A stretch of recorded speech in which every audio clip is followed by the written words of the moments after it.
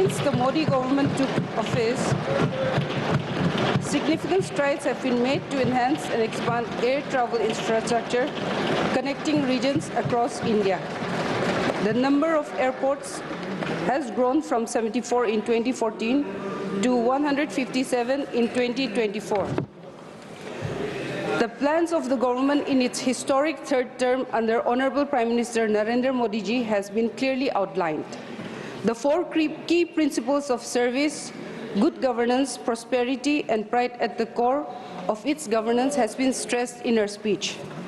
25 crore people who have overcome poverty will now be the backbone of India's growth. This neo-middle class has emerged as the key driver of the country's socio-economic progress. This transformation is not just an economic shift, but also a societal evolution with the middle class taking center stage in areas like sports, startups, space exploration, and technological advancement.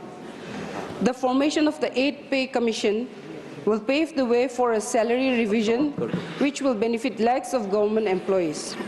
The NDA government under Honorable Prime Minister Modi has ensured transparency through direct benefit transfer. This is the outcome of the government's flagship program Digital India, which was launched in 1st July 2015 with a vision to transform India into a digitally empowered society and a knowledge economy. The success of UPI is a testament to the government's belief in its citizens' ability to adapt to technological intervention if it is available and cost-effective. In conclusion, in her address, our President has clearly outlined the direction that will lead to the fulfillment of Viksit Bharat, guided by the ideals of our Constitution. In her words, I quote, "In the vision of Viksit Bharat, there is the collective strength of public participation, a roadmap for the nation's progress, the power of technology in the form of digital revolution, and the foundation of modern infrastructure. The government is steering India towards becoming the world's third largest economy." Thank you. Jai Hind.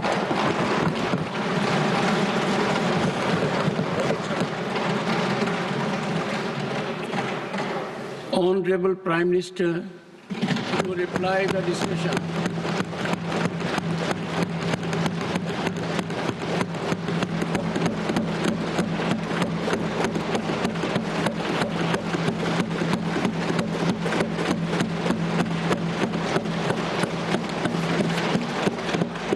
आदरणीय सभापति जी,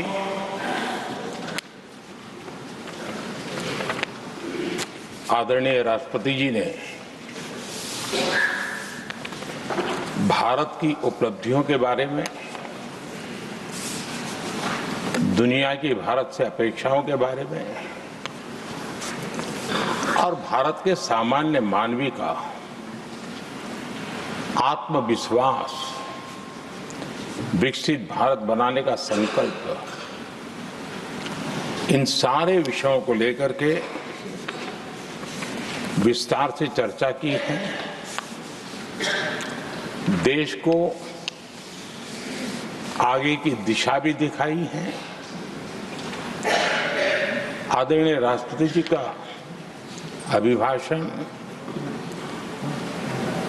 प्रेरक भी था, प्रभावी भी था और हम सब के लिए भविष्य के काम का मार्गदर्शन भी था। मैं आदरणीय राष्ट्रपति जी के उद्बोधन पर धन्यवाद करने के लिए उपस्थित हुआ हूं।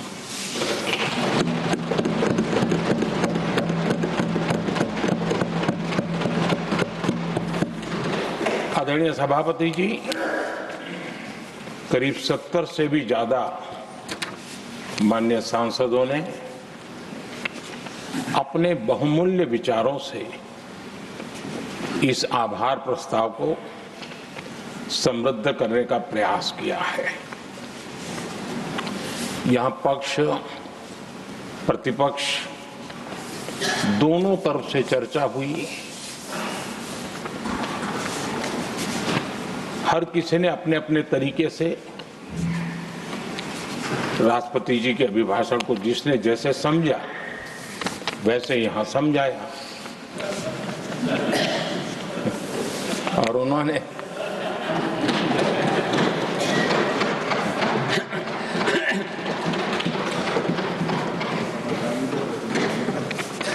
आदरणीय सभापति जी, यहाँ पर सबका साथ, सबका विकास, इस पर बहुत कुछ कहा गया। मैं समझ नहीं पाता हूं कि इसमें कठिनाई क्या है। सबका साथ, सबका विकास, ये तो हम सबका दायित्व है और इसीलिए तो देश ने हम सबको यहाँ बैठने का अवसर दिया है और उसमें, लेकिन जहां तक कांग्रेस का सवाल है, उनसे सबका साथ, सबका विकास, इसके लिए कोई अपेक्षा करना, मैं समझता हूं कि बहुत बड़ी गलती हो जाएगी।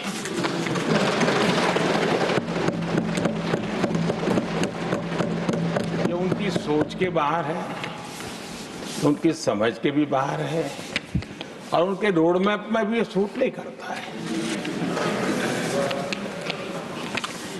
क्योंकि वो इतना बड़ा दल एक परिवार को समर्पित हो गया है, उसके लिए सबका साथ, सबका विकास संभव ही नहीं है।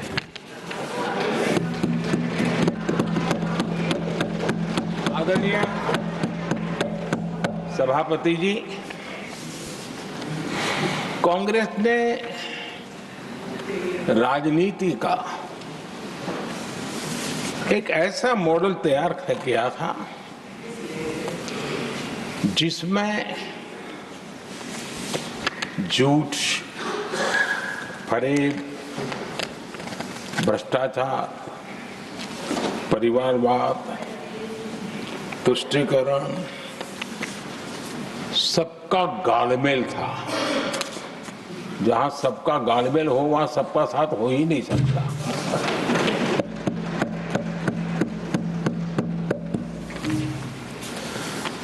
आदरणीय सभापति जी, कांग्रेस के मॉडल में सर्वोपरि है फैमिली फर्स्ट और इसलिए उनकी नीति, रीति, उनकी वाणी, उनका वर्तन उस एक चीज को संभालने में ही खपता रहा है। 2014 के बाद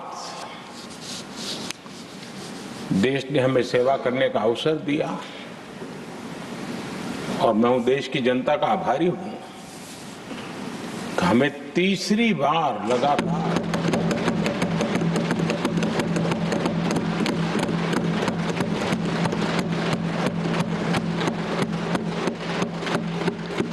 ये तीसरी बार जनता यहां पहुंचाती है। इतने बड़े देश में इतनी वाइब्रेंट डेमोक्रेसी हो, वाइब्रेंट मीडिया हो, हर प्रकार के बातें बताने की छूट हो, उसके बावजूद भी देश दूसरी बार, तीसरी बार हमें सेवा करने का मॉडल बनाती है। इसका कारण देश की जनता ने हमारे विकास के मॉडल को परखा है, समझा है और समर्थन दिया है। और हमारा ये विकास का मॉडल को अगर मुझे एक शब्द में कहना है तो मैं ये कहूंगा, नेशन फर्स्ट, राष्ट्र प्रथम। इसी एक उम्दा भावना और समर्पित भाव से हमने लगातार अपनी नीतियों में, अपने कार्यक्रमों में, हमारे वाणी में, वर्तन में इसी एक बात को मानदंड मान करके देश की सेवा करने का प्रयास किया है। और आदरणीय सभापति जी, मैं बड़े गर्व के साथ भी कहता हूं, बड़े संतोष के साथ कहता हूं कि कि एक लंबे अरसे तक 5-6 दशक तक देश के सामने अल्टरनेट मॉडल क्या हो, तराजू पर तोलने का कोई अवसर ही नहीं मिला था। लंबे अरसे के बाद 2014 के बाद देश को एक अल्टरनेट मॉडल क्या हो सकता है, अल्टरनेट कार्यशैली क्या हो सकती है, प्रायोरिटीज क्या हो सकती है, इसका एक नया मॉडल देखने को मिला है। और ये नया मॉडल तुष्टीकरण नहीं, संतुष्टीकरण पर भरोसा।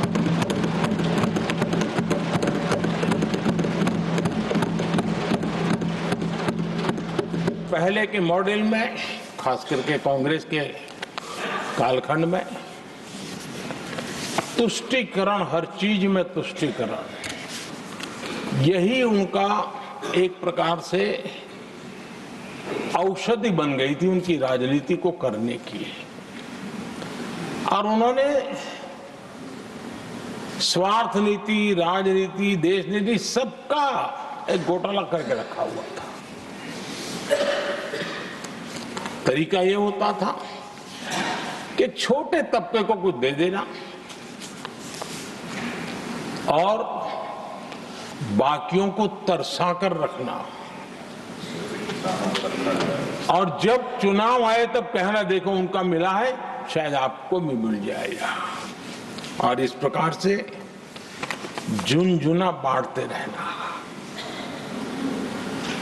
लोगों के आंखों पर पट्टी बांध करके अपनी राजनीतिक सियासत को चलाए रखना, ताकि चुनाव के समय वोट की खेती हो सके। यही कार्य चलता रहा।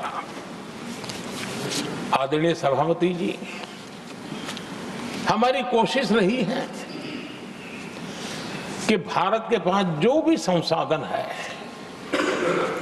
उन संसाधनों का ऑप्टिमम यूटिलाइजेशन किया जाए। भारत के पास जो समय है, उस समय का भी बर्बादी से बचा करके पल पल का उपयोग देश की प्रगति के लिए, जन सामान्य के कल्याण के लिए, उसी पर वो खर्च हो। और इसलिए हमने एक अप्रोच अपनाया, सैचुरेशन का अप्रोच।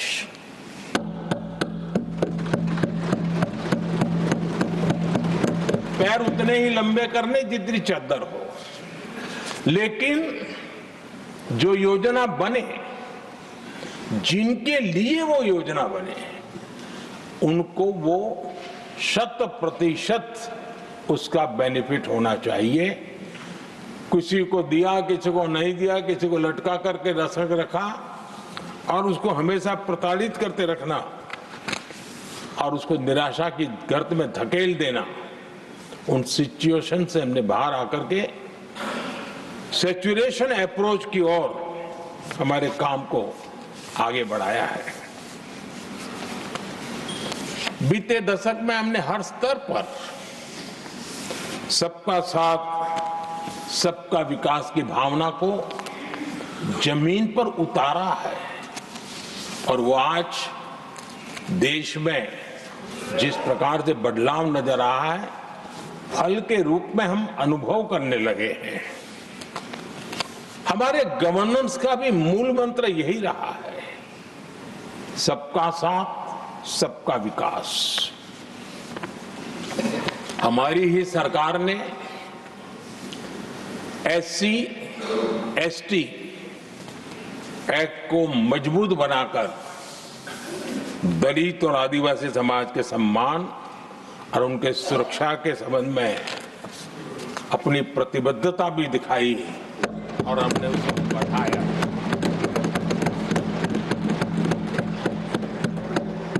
आदरणीय सभापति जी, आज जातिवाद का जहर फैलाने के लिए भरपूर प्रयास हो रहा है, लेकिन 3-3 दशक तक दोनों सदन के ओबीसी एमपीस और सभी दलों के ओबीसी एमपीस सरकारों से मांग करते रहे थे कि ओबीसी आयोग को संवैधानिक दर्जा दिया जाए। ठुकरा दिया गया, इनकार किया गया, क्योंकि शायद उस समय उनकी राजनीति को ये सूट नहीं करता होगा, क्योंकि तुष्टीकरण की राजनीति के और फैमिली फर्स्ट की राजनीति में जब वो बैठेगा तब तक वो चर्चा तक के हित में भी नहीं आता है। आदरणीय सभापति जी, ये मेरा सौभाग्य है कि हम सब ने मिलकर के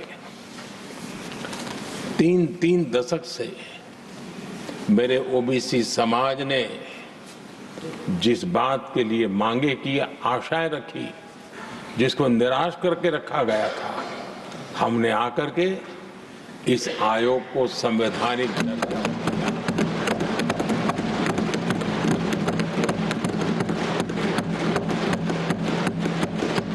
और हमने सिर्फ उनकी मांग पूरी की इतना नहीं, हमारे लिए उनका मान सम्मान भी उतना ही महत्वपूर्ण है, क्योंकि देश के 140 करोड़ देशवासियों को हम जनता जनार्दन के रूप में पूजने वाले लोग हैं।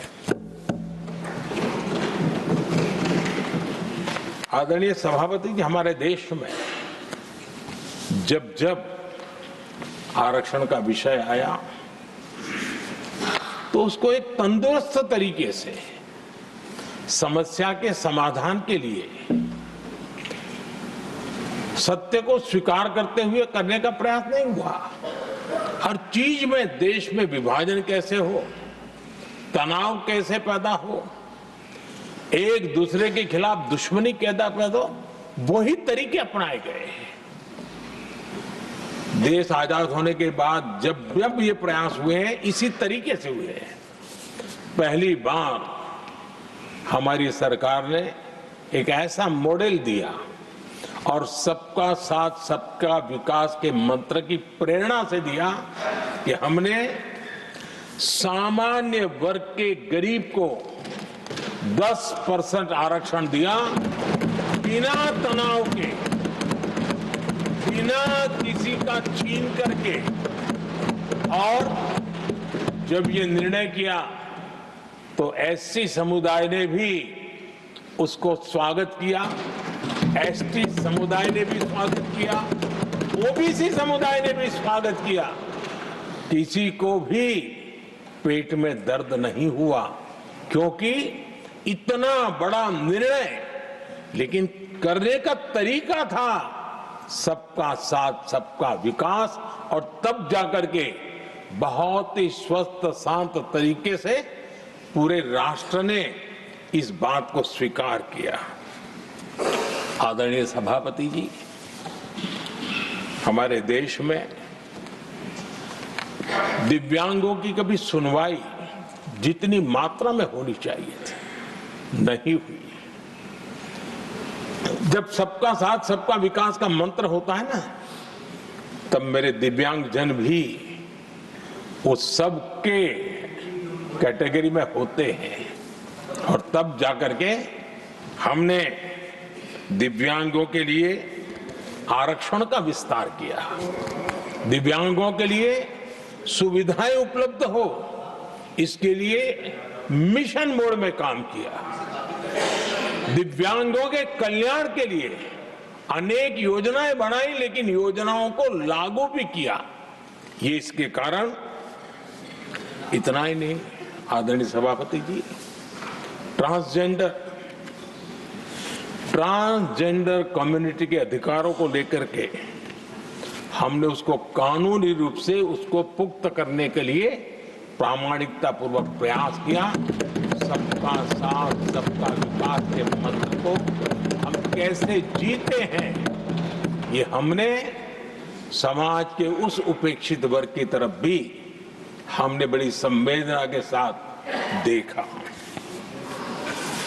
आदरणीय सभापति जी, भारत की विकास यात्रा में नारी शक्ति के योगदान को कोई नकार नहीं सकता, लेकिन उनको अगर अवसर मिले और वो नीति निर्धारण का हिस्सा बने तो देश की प्रगति में और गति आ सकती है। और इस बात को ध्यान में रखते हुए हमने ही और इस सदन का पहला निर्णय हुआ, हम देशवासी गर्व कर सकते हैं, सदन इस बात के लिए याद रखा जाएगा, ये नया सदन सिर्फ उसके रूप रंग के लिए नहीं, ये नया सदन का पहला निर्णय था नारी शक्ति बंधन।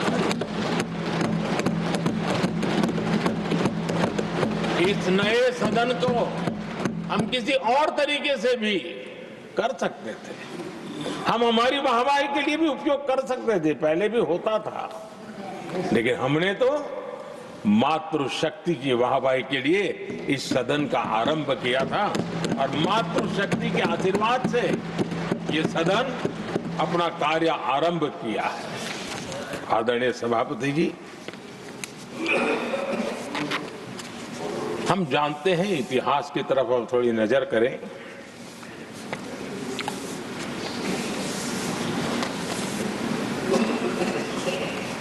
यानी मैं कह रहा हूं इसलिए नहीं,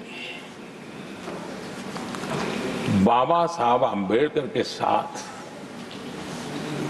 कांग्रेस को कितनी नफरत रही थी, उनके प्रति कितना गुस्सा था और किसी भी हालत में बाबा साहब की हर बात के प्रति कांग्रेस चिढ़ जाती थी और इसके सारे दस्तावेज मौजूद है। और इस गुस्से को दो बार बाबा साहब को चुनाव में पराजित करने के लिए क्या कुछ नहीं किया गया।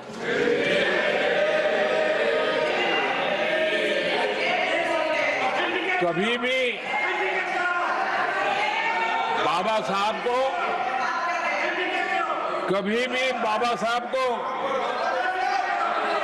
भारत रत्न के योग्य नहीं समझा गया। आदरणीय सभापति जी, कभी भी बाबा साहब को भारत रत्न योग्य नहीं समझा गया।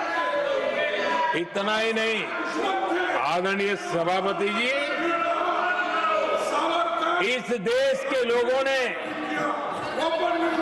बाबा साहब की भावना का आदर किया, सर्व समाज ने आदर किया और तब आज मजबूरन कांग्रेस को जय भीम बोलना पड़ रहा है, उनका मुंह सूख जाता है।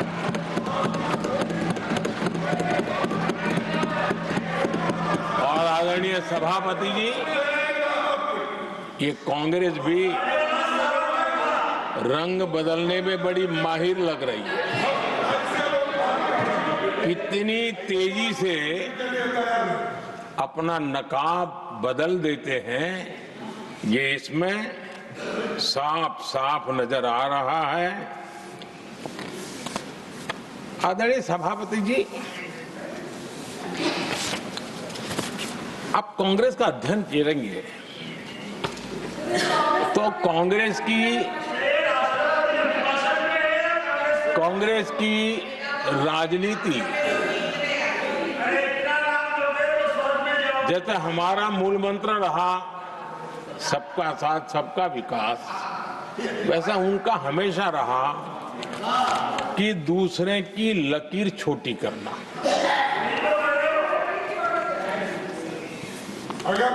और इसके कारण उन्होंने सरकारों को अस्थिर किया। किसी भी राजनीतिक दल की सरकार कहीं बनी तो उसको अस्थिर कर दिया, क्योंकि लकीर छोटी करो दूसरे की, इसी काम में वो लगे रहे।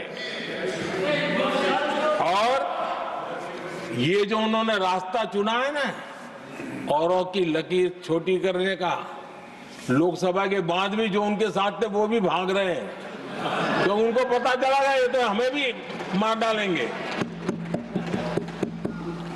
और यही उनकी नीतियों का परिणाम है कि आज ये हाल हो गए हैं कांग्रेस के। देश की सबसे पुरानी पार्टी, आजादी के आंदोलन से जुड़ी पार्टी, इतनी दुर्दशा। ये औरों की लकीर छोटी करने में अपनी शक्ति खपा रहे हैं ना। अगर वो खुद की लकीर लंबी करते तो उनकी ये दशा नहीं होती।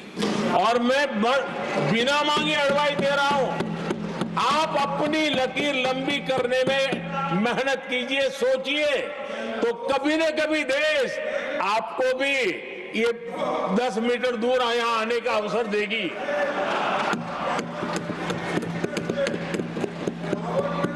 आदरणीय सभापति जी,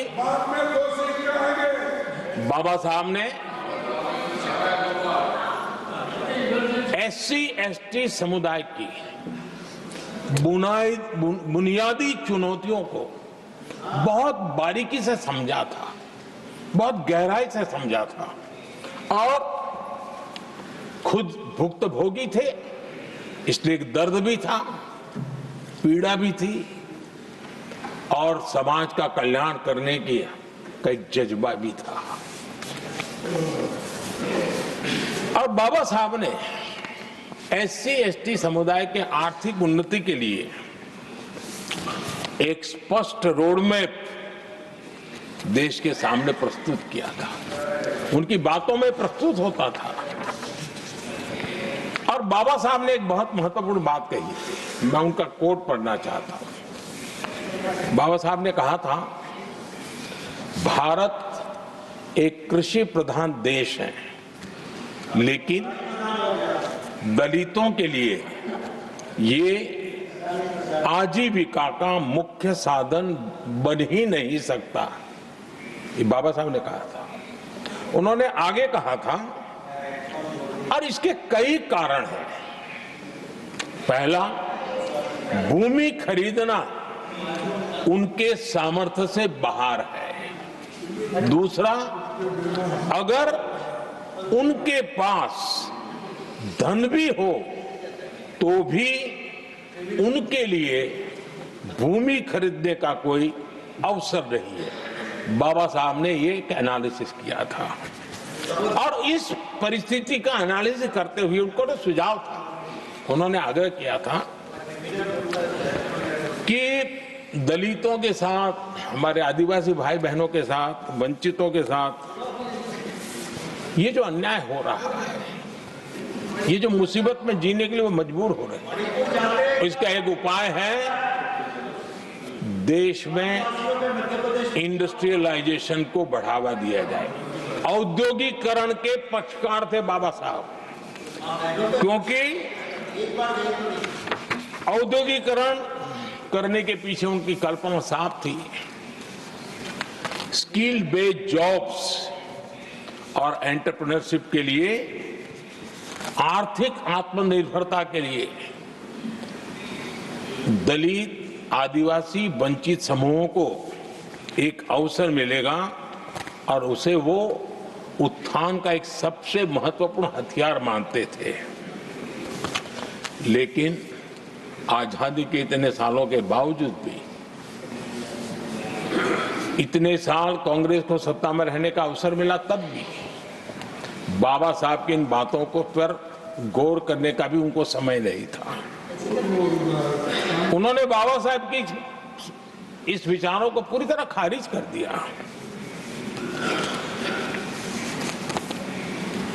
SC/ST समुदाय की आर्थिक लाचारी बाबा साहब समाप्त करना चाहते थे।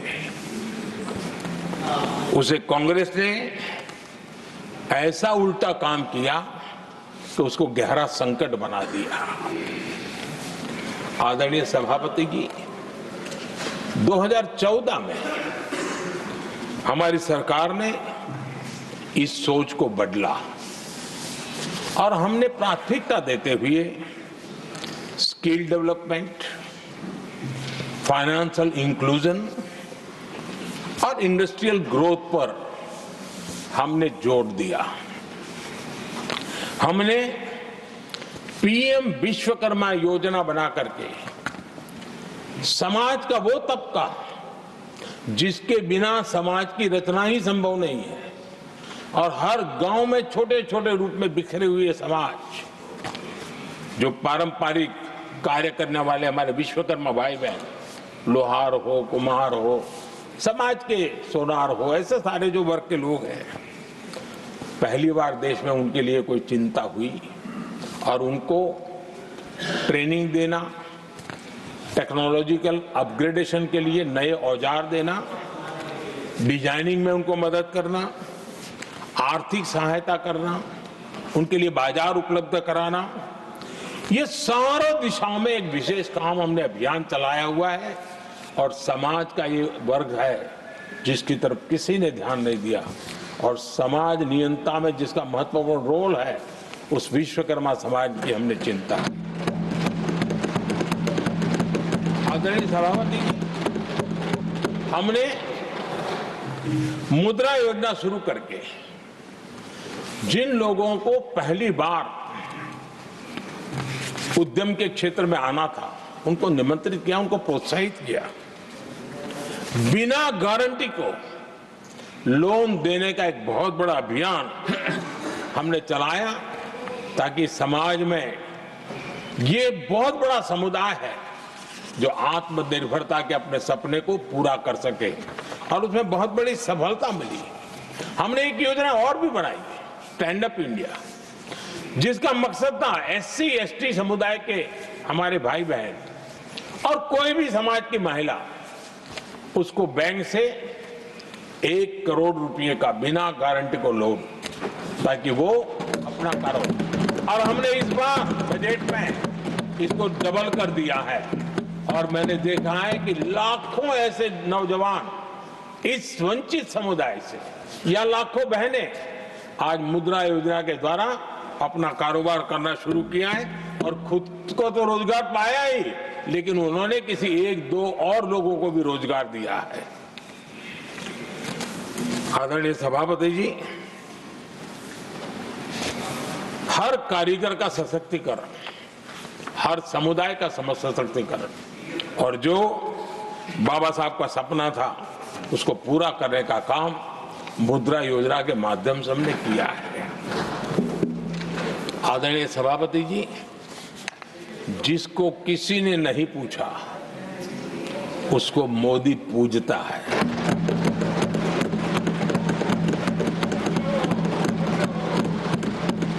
गरीब, वंचित, उसकी का कल्याण, ये हमारी प्राथमिकता है। इस वर्ष के बजट में भी आप देखिए, लेदर इंडस्ट्री, फुटवेयर इंडस्ट्री, ऐसे अनेक छोटे दायरे के विषयों को हमने स्पर्श किया है, और इसका सबसे बड़ा लाभ गरीब और वंचित समुदाय के लोगों को मिलने वाला है, जो इस बजट में घोषणा की। अब उदाहरण के रूप में टॉयज की बात करें, समाज के इस प्रकार के वर्ग के लोग ही टॉयज बनाने के काम में हैं। हमने उस पर ध्यान केंद्रित किया, बहुत सारे गरीब परिवारों को अनेक प्रकार की उसमें मदद दी गई, और उसका परिणाम आज आया है कि टॉयज हम एक्सपोर्ट करने की आदत में फंसे हुए थे, आज इंपोर्ट करने की आदत में फंसे हुए थे, आज हमारे टॉय 3 गुना एक्सपोर्ट हो रहे हैं, और जिसका फायदा समाज के एक बहुत ही नीचे के तबके में जीने वाले, मुसीबतों से गुजारा करने वाले समुदाय को मिल रहा है।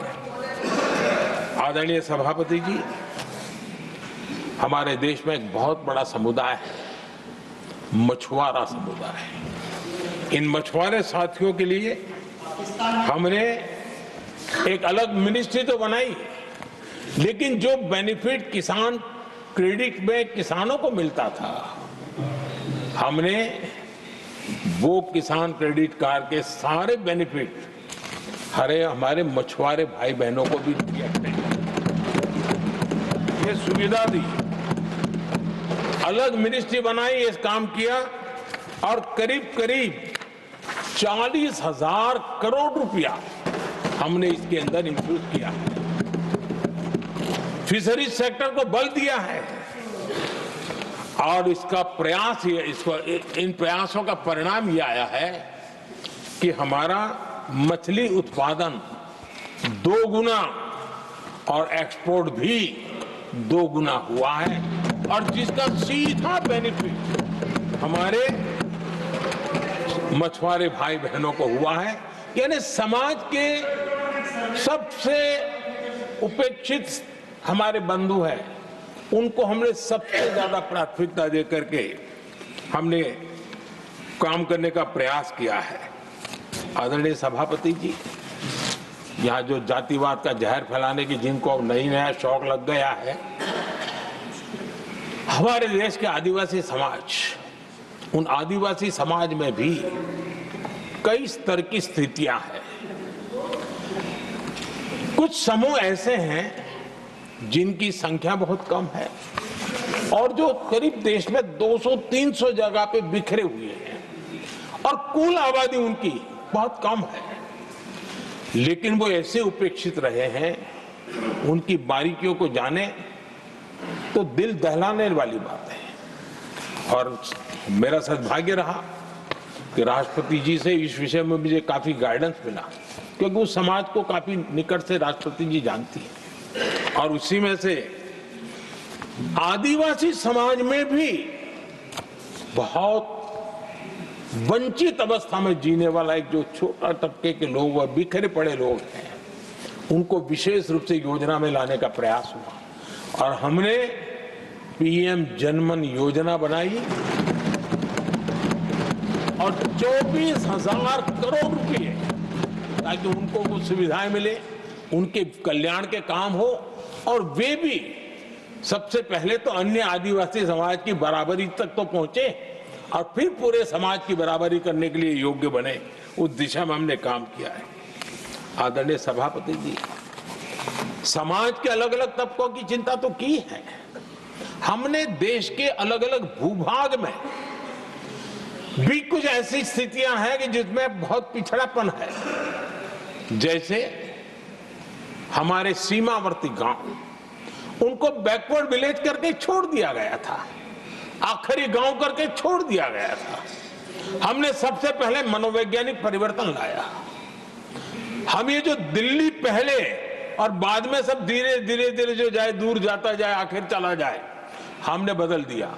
हमने तय किया कि सीमा पर जो लोग हैं वो पहले और वो अंदर की तरफ आता जाए। जहां सूरज की किरण सबसे पहले आती है और जहां सूरज की आखिरी किरण भी जिनके पास होती है, ऐसे आखिरी गांव उनको हमने फर्स्ट विलेज के रूप में विशेष दर्जा देते हुए, विशेष योजना बनाते हुए हमने उनके विकास के कामों को, इतना ही नहीं, उसको प्राथमिकता इतनी दी कि मैंने पिछले टर्म में मंत्री परिषद के साथियों को ऐसे दूर दराज के गांवों में 24 घंटे रुकने के लिए भेजा था और -15 डिग्री वाले कुछ विलेजेस थे, वहां भी हमारे मंत्री वहां जाकर के रुके थे, उनको समझने का, उनकी समस्याओं के समाधान के लिए प्रयास किया था। और हमने 15 अगस्त 26 जनवरी में जो मेहमान बुलाते हैं, उसमें भी ये जो सीमा पर बसे हुए हमारे पहले विलेज है, आज उनके प्रधानों को हम 26 जनवरी 15 अगस्त में बुलाते हैं।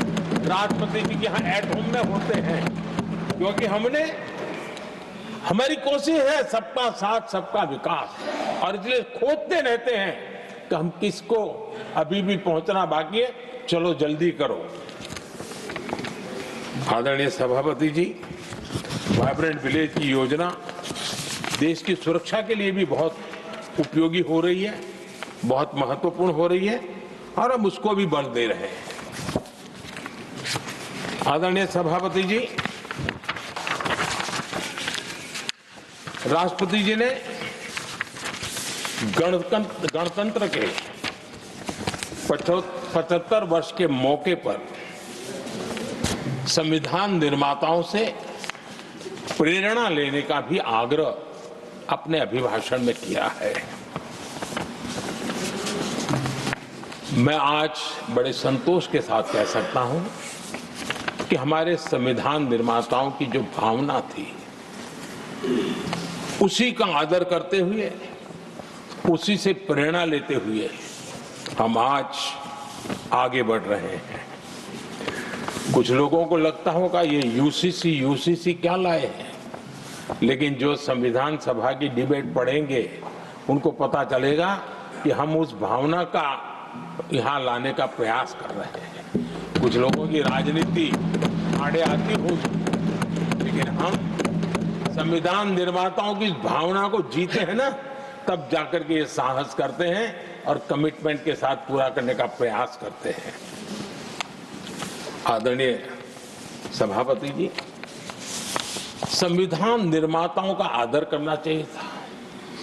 संविधान निर्माताओं के एक एक बात से प्रेरणा लेने की थी, लेकिन ये कांग्रेस है जिसने आजादी के तुरंत बाद ही संविधान निर्माताओं की भावनाओं की धज्जियां उड़ा दी थी। और ये दुख के साथ मैं ये कहना पड़ रहा है। आप कल्पना कर सकते थे कि जब देश में चुनी हुई सरकार नहीं थी, एक स्टॉप गैप अरेंजमेंट था चुनाव तक का, वो स्टॉप गैप अरेंजमेंट में जो बैठे थे महाशय, उन्होंने संविधान में संशोधन कर दिया आते ही। चुनी हुई सरकार करती तो थोड़ा भी तो समझ आता था, लेकिन उतना भी इंतजाम नहीं किया। और किया क्या उन्होंने फ्रीडम ऑफ स्पीच को कुचला, फ्रीडम ऑफ स्पीच को कुचला। अखबारों पर, प्रेस पर लगाम लगाई और डेमोक्रेट का टैग लगाकर घूमते रहे दुनिया में। देश के डेमोक्रेसी का महत्वपूर्ण स्तंभ, उसको कुचलने का काम हुआ। और ये संविधान की भावना का पूरी तरह अनादर था। आदरणीय सभापति जी, देश की पहली सरकार थी, नेहरू जी प्रधानमंत्री थे, और मुंबई में जब नेहरू जी प्रधानमंत्री थे, तब मुंबई में मजदूरों की एक हड़ताल हुई। उसमें मशहूर गीतकार मजरूह सुल्तानपुरी जी ने एक गीत गाया था, कॉमनवेल्थ का दास है। ये कविता उन्होंने गाई थी। कविता गाने मात्र के गुणे में नेहरू जी ने देश के एक महान कवि को जेल में ठूस दिया।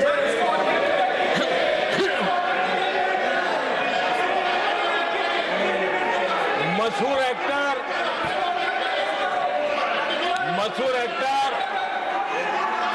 बलराज साहनी जी सिर्फ एक जुलूस में शामिल हुए थे, आंदोलन करने वालों के जुलूस में शामिल हुए थे, इसलिए बलराज साहनी जी को जेल में बंद कर दिया गया। आदरणीय सभापति जी, लता मंगेशकर जी के भाई हृदयनाथ मंगेशकर जी ने वीर सावरकर पर एक कविता स्वरबद्ध करके आकाशवाणी पर प्रस्तुत करने का योजना बनाई। इतने मात्र पर हृदयनाथ मंगेशकर जी को आकाशवाणी से हमेशा के लिए बाहर कर दिया गया। आदरणीय सभापति जी, इसके बाद देश ने इमरजेंसी का भी दौर देखा है। आदरणीय सभापति जी, इस देश ने इमरजेंसी का भी दौर देखा है। संविधान की किस प्रकार से कुचला गया, संविधान के स्पिरिट को किस प्रकार से रौंदा गया, और वो भी सत्ता सुख के लिए किया गया, ये देश जानता है। और इमरजेंसी में प्रसिद्ध सिने कलाकार देवानंद जी से आग्रह किया गया कि वे इमरजेंसी का समर्थन करें पब्लिकली। देवानंद जी ने साफ साफ इमरजेंसी पर समर्थन करने से इनकार कर दिया। उन्होंने हिम्मत दिखाई, और इसलिए दूरदर्शन पर देवानंद जी की सभी फिल्मों को प्रतिबंधित कर दिया गया।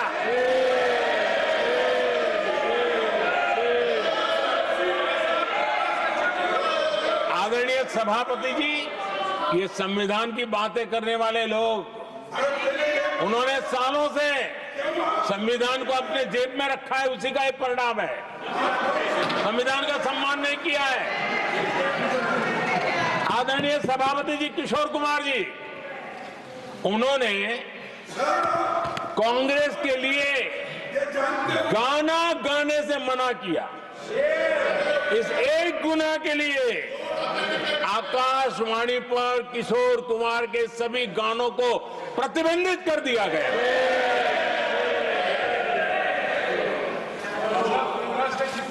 आदरणीय सभापति जी, मैं इमरजेंसी के उन दिनों को भूल नहीं सकता, और शायद आज भी वो तस्वीरें मौजूद है। ये जो लोकतंत्र की बातें करते हैं, मानव गरिमा की बातें करते हैं, और बड़े बड़े भाषण देने के लिए शौकीन लोग हैं, आपातकाल में जॉर्ज फर्नांडिस समेत देश के महानुभावों को हथकड़ियां पहनाई गई थी, जंजीरों से बांधा गया था। संसद के सदस्य, देश के गणमान्य नेता, उनको हथकड़ियां और जंजीरों से बांधा गया था। इनके मुंह में संविधान शब्द शोभा नहीं देता है।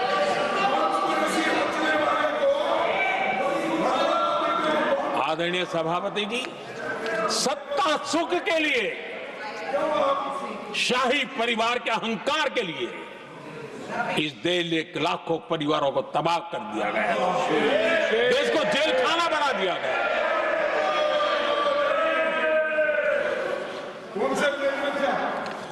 बहुत लंबा संघर्ष चला।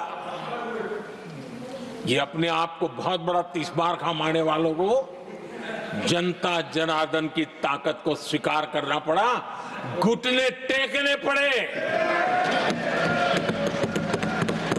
और देश में जनता जनार्दन के सामर्थ्य से इमरजेंसी हटी। ये भारत के लोगों की रगों में जो लोकतंत्र है ना, उसी का परिणाम था।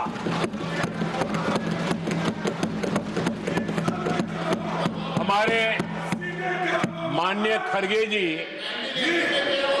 आपके सामने बढ़िया बढ़िया शेर सुनाते रहते हैं,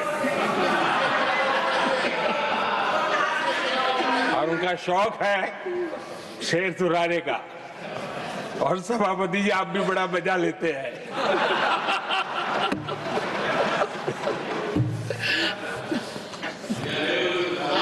एक शेर मैंने भी कहीं पढ़ा था,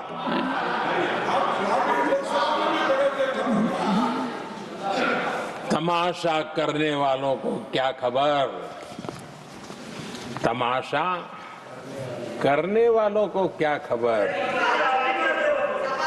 हमने कितने तूफानों को पार कर दिया जलाया है।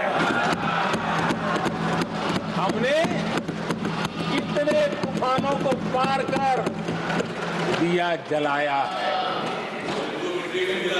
आदरणीय सभापति जी, मैं आदरणीय खड़गे जी वरिष्ठ नेता है और मैं हमेशा सम्मान करता हूँ, और इतना लंबा समय सार्वजनिक जीवन ये छोटी बात नहीं है। और मैं इस देश में चाहे शरद राव हो चाहे खड़गे जी हो, इन सब का मैं, हमारे देवगौड़ा जी बैठे हैं, ये असामान्य सिद्धियां हैं उनके जीवन की जो उन्होंने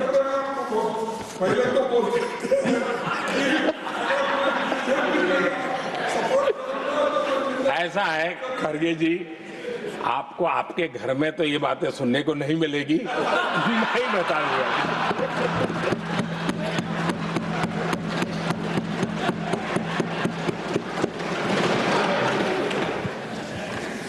इस बार मैं देख रहा था कि खड़गे जी कविताएं पढ़ रहे थे,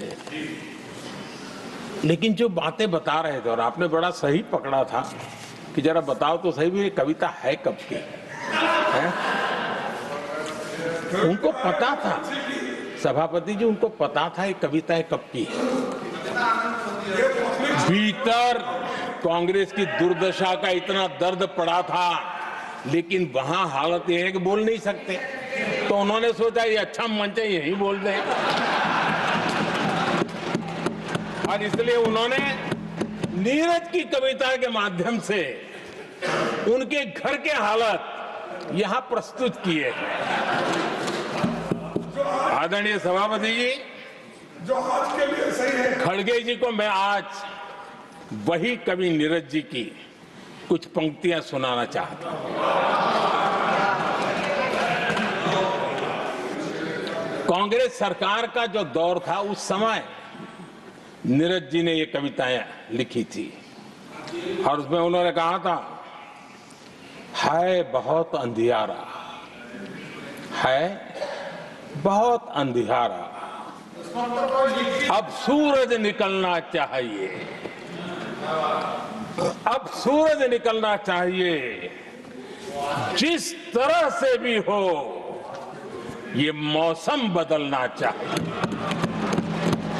जिस तरह से भी हो ये मौसम बदलना चाहिए। नीरज जी ने कांग्रेस के उस कालखंड में ये कविता कही। 1970 में जब कांग्रेस, अरे चारों तरफ कांग्रेस ही कांग्रेस का राज चलता था, उस समय नीरज जी का एक और कविता संग्रह प्रकाशित हुआ था, फिर दीप जलेगा। हरिवंश जी तो अभ्यासु हैं, तो उनको भली भांति पता है। उस समय उनका यह संग्रह प्रसिद्ध हुआ था, फिर दीप जलेगा। उसमें उन्होंने कहा था, और ये बड़ा महत्वपूर्ण है, नीरज जी ने उस समय कहा था, मेरे देश उदास न हो।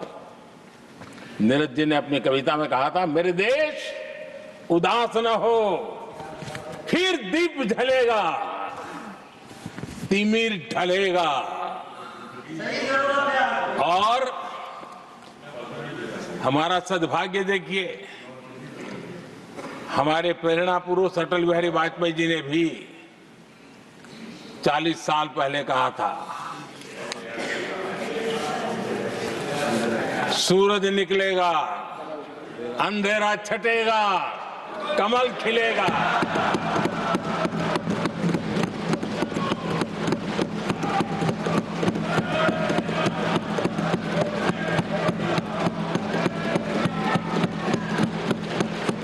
आदरणीय नीरज जी ने कहा था, जब तक कांग्रेस का सूरज चमकता रहा, देश ऐसा ही अंधेरे में रहता रहा। कई दशक तक ऐसे ही हाल बने रहे। आदरणीय सभापति जी, गरीबों को शक्ति देने के लिए, गरीबों के सशक्तिकरण के लिए जितना काम हमारे कार्यकाल में हुआ है, हमारी सरकार के द्वारा हुआ है, इतना पहले कभी नहीं हुआ। गरीबों का सशक्तिकरण और गरीब ही गरीबी को परास्त करे, उस दिशा में हमने योजनाओं को आकार दिया। और मुझे मेरे देश के गरीबों पर भरोसा है, उनके सामर्थ्य में भरोसा है। अगर अवसर मिल जाए ना, तो वो हर चुनौतियों को पार कर सकता है। और गरीब ने करके दिखाया, योजनाओं का लाभ लेते हुए, अवसरों का फायदा उठाते हुए, सशक्तिकरण के माध्यम से 25 करोड़ गरीबी को परास्त करने में सफल हुए। 25 करोड़ लोगों को गरीबी से बाहर निकालना, ये हमारे लिए गर्व का विषय है कि हमने एक बहुत बड़ा काम किया है। जो लोग गरीबी से निकले हैं, कठोर परिश्रम करके निकले हैं, सरकारी पर भरोसा करते हुए, योजनाओं को आधार बना करके, और आज गरीबी से निकलकर वो एक न्यू मिडिल क्लास हमारे देश में अर्जित हुआ है। आदरणीय सभापति जी, मेरी सरकार इस न्यू मिडिल क्लास और मिडिल क्लास के साथ डट करके खड़ी है और बहुत कमिटमेंट के साथ हम खड़े हैं। हमारे न्यू मिडिल क्लास और मिडिल क्लास की आकांक्षाएं आज देश के लिए गति देने वाली शक्ति है। हमारे देश की एक नई ऊर्जा है, देश की प्रगति का सबसे बड़ा आधार है। हम मिडिल क्लास के, न्यू मिडिल क्लास के सामर्थ्य को बढ़ाना चाहते हैं। हमने मिडिल क्लास के लिए एक बहुत बड़े हिस्से को टैक्स में इस बजट में जीरो कर दिया है।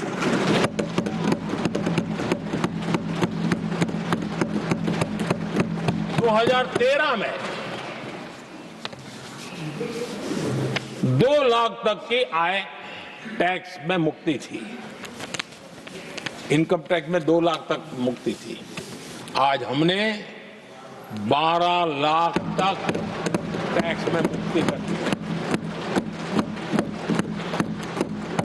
हम 70 साल से ऊपर के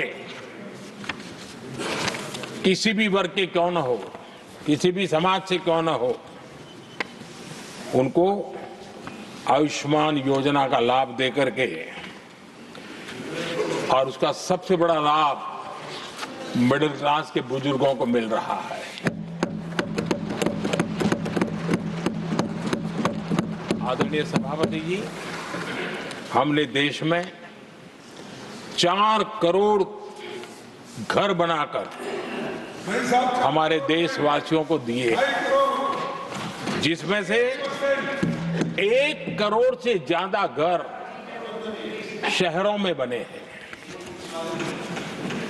हमने घर खरीदने वालों के साथ बहुत बड़ा फ्रॉड हुआ करता था, उनको सुरक्षा देना बहुत जरूरी था। और इसी सदन में हमने रेरा का कानून बनाया है, जो आज मध्यम वर्ग के घर के सपने के खिलाफ जो रुकावटें थी, उसको दूर करने एक महत्वपूर्ण हथियार बना है। इस बार बजट में स्वामी इनिशिएटिव लाया गया है, जो हाउसिंग प्रोजेक्ट अटके हुए हैं, जिसमें मध्यम वर्ग के पैसे रुके हुए हैं और उनकी सुविधाएं अटकी हुई हैं, उनके उस काम के लिए 15,000 करोड़ रुपया इस बजट में हमने आवंटित किया है, ताकि मध्यम वर्ग के उन सपनों को पूरा कर सकें। आदरणीय सभापति जी, स्टार्टअप का रिवॉल्यूशन जिसको आज दुनिया ने देखा है, और उसका एक प्रभाव भी है।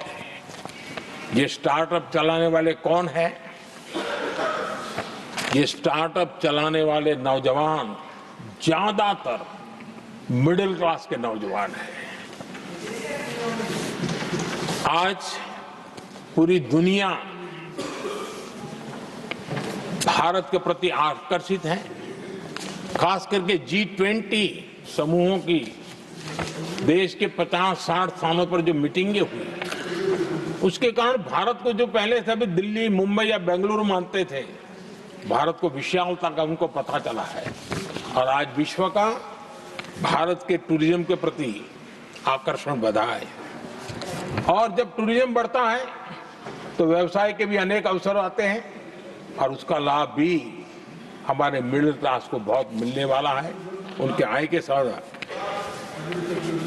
आदरणीय सभापति जी, आज हमारा मिडिल क्लास आत्मविश्वास से भरा हुआ है और ये अभूतपूर्व है। ये अपने आप में एक बहुत बड़ा सामर्थ्य बना देता है देश का। और मुझे पूरा विश्वास है कि भारत का मध्यम वर्ग विकसित भारत के संकल्प को साकार करने के लिए कमर कस करके खड़ा हो गया है, हमारे साथ चल पड़ा है। आदरणीय सभापति जी, विकसित भारत के निर्माण में सबसे बड़ा रोल देश के युवाओं का है। हमें डेमोग्राफी का डिविडेंड, उस पर हमारा भी बल है। जो अभी स्कूल कॉलेज में है, वही विकसित भारत के सबसे बड़े लाभार्थी बनने वाले हैं। और इसलिए उनके अंदर एक स्वाभाविक भाव है कि जैसे जैसे उनकी उम्र बढ़ेगी, वैसे वैसे देश की विकास की यात्रा बढ़ेगी। और जो उनके लिए एक बहुत बड़ा और एक प्रकार से विकसित भारत का बेस हमारे यहाँ स्कूल कॉलेज के नौजवान है, वो हमारा सामर्थ्य है। पिछले 10 साल में लगातार इस तबके को, इस बेस को मजबूत करने के लिए हमने बहुत सोची समझी रणनीति के तहत काम किया है। 21वीं सदी की शिक्षा कैसी होनी चाहिए, शिक्षा नीति के लिए पहले सोचा तक नहीं गया। जो चलता है चलने दो, जैसा होता है होते रहो। करीब 3 दशक के अंतराल के बाद नई राष्ट्रीय शिक्षा नीति लेकर के हम आए। 3 दशक के अंतराल। इस नीति के तहत बहुत सारे इनिशिएटिव हैं। उसमें एक की मैं चर्चा करता हूं, पीएम श्री स्कूल। ये पीएम श्री स्कूल आज करीब 10-12 हजार स्कूल ऑलरेडी बन चुके हैं और नए बनाने की दिशा में हम आगे बढ़ रहे हैं। आदरणीय सभापति जी, एक महत्वपूर्ण निर्णय हमने शिक्षा नीति में बदलाव लाया है। मातृभाषा में पढ़ाई और मातृभाषा में परीक्षा, इस पर हमने बल दिया है। देश आजाद हुआ, लेकिन ये कुछ गुलामी की मानसिकता कहीं कहीं जकड़ के रखा था ना, उसमें ये हमारी भाषा भी थी। हमारी मातृभाषा के साथ घोर अन्याय हुआ और गरीब का बच्चा, दलित का बच्चा, आदिवासी का बच्चा, वंचित का बच्चा वो इसलिए रुक जाए ताकि उसको लैंग्वेज नहीं आती है। ये उसके साथ घोर अन्याय था।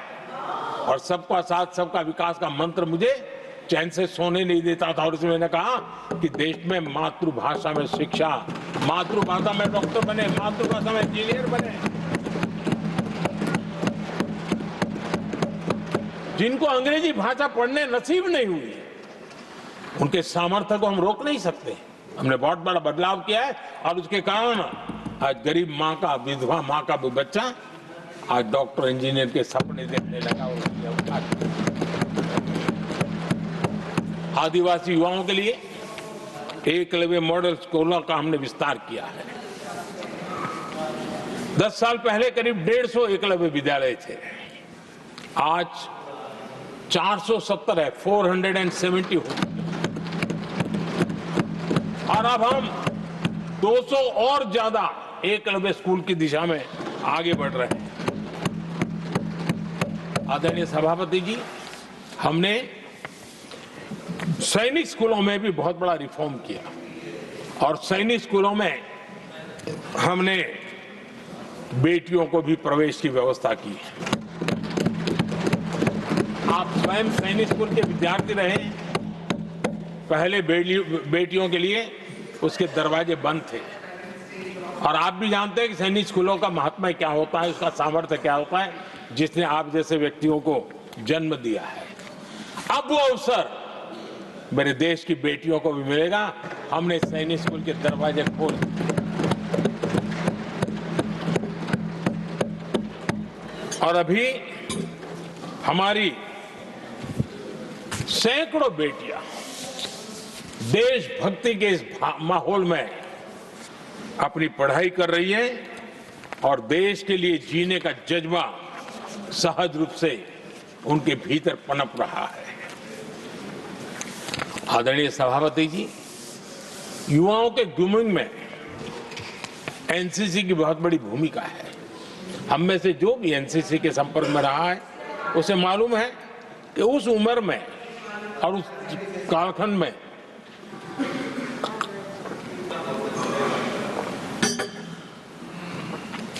एक बहुत सुनहरा अवसर होता है व्यक्ति के विकास में, सर्वांगीण विकास में, उसको एक एक्सपोजर मिलता है। बीते वर्षों में एनसीसी में अभूतपूर्व विस्तार हुआ है। हमने उसको भी चकड़ करके बैठ गए थे। 2014 तक एनसीसी में करीब 14 लाख कैडेट हुआ करते थे। आज वो संख्या 20 लाख पार कर गई।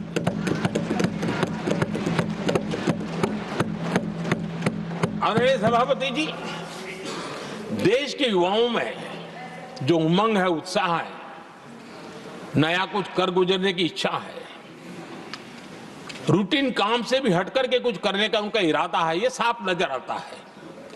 जब मैंने स्वच्छ भारत अभियान चलाया, मैंने देखा है कि आज भी कई शहरों के नौजवानों की टोलियां अपने तरीके से, स्वयं प्रेरणा से स्वच्छता के अभियान को आगे बढ़ा रही है। कोई झुग्गी झोपड़ी में जाकर के शिक्षा के लिए काम कर रहे हैं, कई नौजवान कुछ न कुछ कर रहे हैं। इन सारी बातों को देख करके हमें लगा कि देश के युवाओं को एक अवसर मिलना चाहिए, संगठित रूप से प्रयास होना चाहिए, और इसके लिए हमने माय भारत एक आंदोलन शुरू किया है। मेरा युवा भारत, माय भारत। आज करीब 1.5 करोड़ से ज्यादा युवाओं ने उसमें अपनी रजिस्ट्री करवाई है, और देश के वर्तमान विषयों पर चर्चा करना, मंथन करना, समाज को जागरूक करना, सक्रियता से ये नौजवान अपनी प्रेरणा से कर रहे हैं।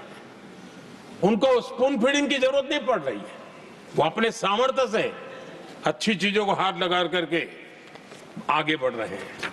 आदरणीय सभापति जी, खेल का क्षेत्र स्पोर्ट्समैन स्पिरिट को जन्म देते हैं, और जिस देश में स्पोर्ट जितना व्यापक होता है, उस देश के अंदर वो स्पिरिट अपने आप पनपता है। खेल प्रतिभा को बल देने के लिए हमने अनेक आयामों पर काम शुरू किया है। खेल के लिए जो इंफ्रास्ट्रक्चर की जरूरत हो, उसके लिए जो फाइनेंशियल सपोर्ट की आवश्यकता हो, उसमें अभूतपूर्व हमने मदद की है, ताकि देश के नौजवानों को एक अवसर मिले।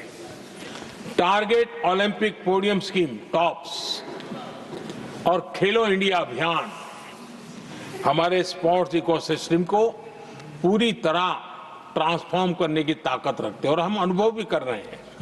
पिछले दिनों 10 साल में जितने भी इंटरनेशनल स्पोर्ट्स इवेंट हुए हैं, भारत ने अपना झंडा गाड़ दिया, भारत ने अपना सामर्थ्य दिखा दिया, भारत के नौजवानों ने अपना लोहा बनवा लिया है, और उसमें हमारी बेटियां भी उतना ही दमखम के साथ दुनिया के सामने भारत की ताकत का प्रदर्शन कर रही है। आदरणीय सभापति जी, किसी भी देश को विकासशील से विकसित की जो यात्रा होती है, उसमें जन कल्याण के कामों का अपना महत्व है, लोक कल्याण के कामों का अपना महत्व है, लेकिन इंफ्रास्ट्रक्चर एक बहुत बड़ा कारण होता है, बहुत बड़ी ताकत होता है, और विकासशील से विकसित की यात्रा इंफ्रास्ट्रक्चर से गुजरती है। और हमने इंफ्रास्ट्रक्चर का महत्व को समझा है और हमने इस पर बल दिया है। और जब इंफ्रास्ट्रक्चर की बात होती है तो ये भी जरूरी है कि वो समय सर पूरे हो, जिसकी हम कल्पना करें, योजना करें, आवश्यकता समझे, लेकिन लटके रहे तो उसका फायदा नहीं मिलता है। उससे टैक्स पेयर का पैसा भी बर्बाद होता है और देश उस लाभ से वंचित रह जाता है, अनेक सालों तक इंतजार करता है। उसका बहुत बड़ा भारी नुकसान होता है जिसको शब्दों में गिना नहीं जा सकता है। कांग्रेस के कालखंड में अटकाना, भटकाना, लटकाना ये उनका कल्चर बन गया था और उसके कारण ये राजनीति का हिस्सा था। किस प्रोजेक्ट को करने देना, नहीं करने देना, उसमें राजनीतिक तराजू रहता था। सबका साथ सबका विकास का मंत्र नहीं होता था। एक भी नहीं होना। इस कांग्रेस कल्चर से मुक्ति पाने के लिए हमने एक प्रगति नाम की व्यवस्था बनाई और उस नियमित रूप से मैं स्वयं इस प्रगति प्लेटफॉर्म के माध्यम से इंफ्रास्ट्रक्चर का प्रोजेक्ट्स का डिटेल मॉनिटरिंग करता हूं। कभी ड्रोन से भी उस एरिया की वीडियोग्राफी और लाइव इंटरेक्शन करता हूं। काफी मैं उसमें इन्वॉल्व रहता हूं। करीब करीब 19 लाख करोड़ रुपए के ऐसे जो प्रोजेक्ट अटके पड़े हुए थे किसी न किसी कारण से, राज्य और केंद्र का कोऑर्डिनेशन नहीं होगा, एक डिपार्टमेंट का दूसरे डिपार्टमेंट से कोऑर्डिनेशन नहीं होगा, फाइलों में कहीं लटका पड़ा होगा, इन सारी चीजों का रिव्यू करता हूं। और ऑक्सफोर्ड यूनिवर्सिटी ने उस पर अध्ययन किया, इस प्रगति के हमारे इनिशिएटिव पर, और बहुत बड़ा उसने अच्छा रिपोर्ट दिया है। और उसमें उसने एक बहुत बड़ा सुझाव दिया है। उसने कहा प्रगति के इनिशिएटिव के बारे में कहा है। उन्होंने कहा प्रगति के अनुभवों से सीखते हुए अन्य विकासशील देशों के पास भी इंफ्रास्ट्रक्चर के विकास में क्रांति लाने का एक मूल्यवान अवसर है। ये प्रगति को सभी डेवलपिंग कंट्रीज के लिए उन्होंने सुझाव दिया। पहले काम कैसे होते थे, मैं तथ्यों के साथ कुछ उदाहरण देना चाहता हूं ताकि पता चले कि कैसे देश को नुकसान किया गया है। मैं ये नहीं कह रहा हूं हर कुछ एक ही व्यक्ति ने जानबूझ के किया होगा, लेकिन कल्चर डेवलप हो गया और उसका परिणाम हुआ। अब देखिए उत्तर प्रदेश में हम एग्रीकल्चर, किसान, भाषण तो बहुत बढ़िया दे देते हैं, अच्छा लगता है, भड़काने का काम करने में क्या जाता है, कोई जो इन्वेस्टमेंट तो है ही नहीं, भड़काते रहो दुनिया को, कोई काम तो करना नहीं है। उत्तर प्रदेश में कृषि के लिए एक अहम योजना थी, सरयू नहर परियोजना। सरयू नहर परियोजना 1972, सोचिए साहब, 1972 में स्वीकृत हुई थी, 5 दशक तक लटकी रही। 1972 में जिस योजना को सोचा गया, योजना बनी, फाइल पे स्वीकृत हो चुकी, 2021 में हमने आकर के इसको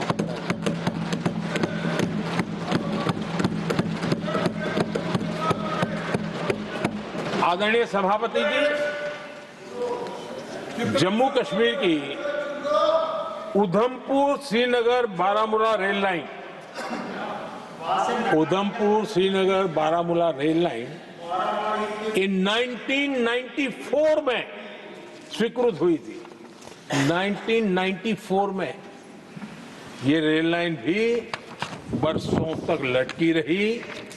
3 दशक बाद आखिरकार हमने 2025 में इसे पूरा किया।